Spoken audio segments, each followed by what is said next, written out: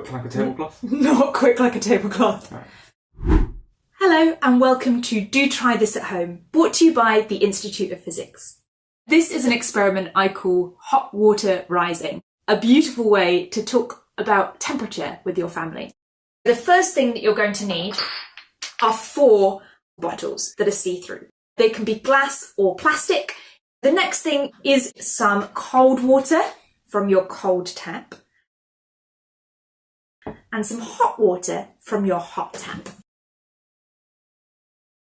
You're going to need some food colouring to colour my water, some teaspoons to mix it in, something to get that water to the bottom of your bottles. I am using half a turkey baster, a tray to catch some drips, and you're going to need a couple of pieces of thin cardboard as well. Choose a colour for your hot water and one for your cold water. I'm going to go with yellow for my hot and blue for my cold. And then you just want to mix them in. Let's start off with my cold water.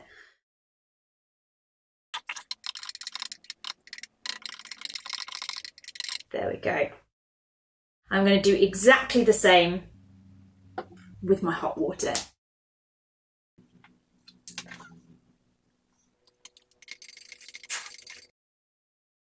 The next thing is to fill up 2 bottles with your cold water and 2 bottles with your hot water.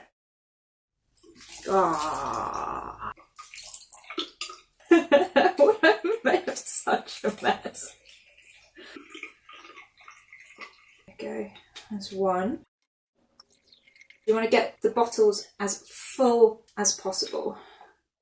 And now we're going to do exactly the same with hot water as well.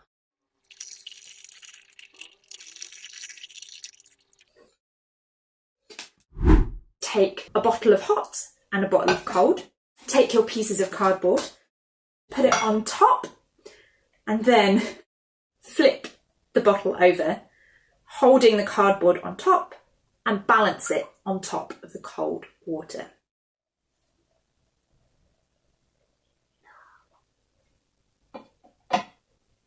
There we go. Is that balanced?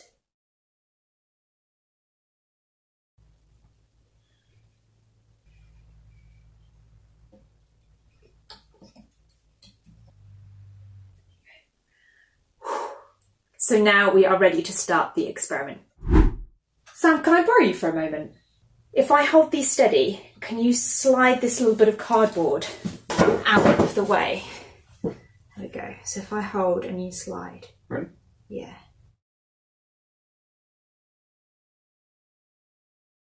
And then same on this side.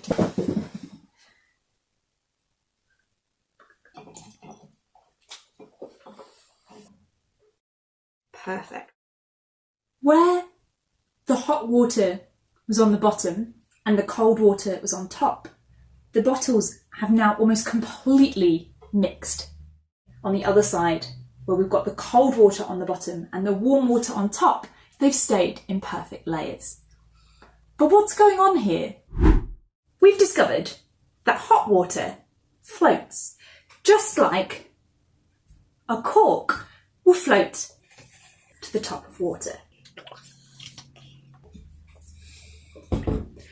But cork floats because it is less dense than water. Now, everything is made of molecules, and density tells you how squished those molecules are together. The more dense something is, the more that they're squished. Cork is less dense than water because there are loads of tiny gaps in there filled with air, which is why it floats and rises to the top. But what about a material that's the same, made of the same molecules, like the water in my experiment? If we could zoom in on those molecules of H2O, we would be able to see them jiggle and move. Now, temperature is a measure of how fast those molecules are jiggling and moving. The higher the temperature, the quicker they go. In hot water, those molecules are jostling each other, they're moving around, and they end up, on average, further apart than in my cold. If we had exactly the same amount of water, There'll be more molecules in my cold water than in my hot water. My cold water is more dense. On this side, I put my hot water, something less dense, on the bottom, and my cold water, something more dense, on top. We know from my cork experiment that this can't last, and so the hot water rises up through the cold and the two have mixed together. There's a special word in physics for this called convection. On the other side, we've got something more dense on the bottom, something less dense on top. There's no convection there and my water has stayed in perfect layers. This was hot water rising, and see you next time. Nobody got wet? Hey!